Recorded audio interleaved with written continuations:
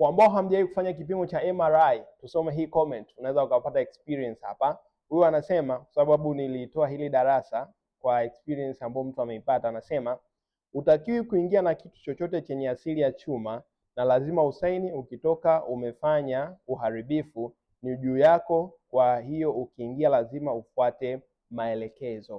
Kwa hiyo kwa mtu ambaye unapitia maumivu makali sana magoti na mgongo na unatarajia kwenda kufanya kipimo cha MRI, chukua hii experience hapa ya haya maelezo ya huyu mtu ambaye tayari ameshafanya hichi kipimo. Kwa hakikisha unapoenda kule usiende na kitu cha chuma chenye asili ya chuma, kwa sababu hii MRI ina kama ina magnet, yani ina sumaku, kwa hiyo inanasa hivi vitu.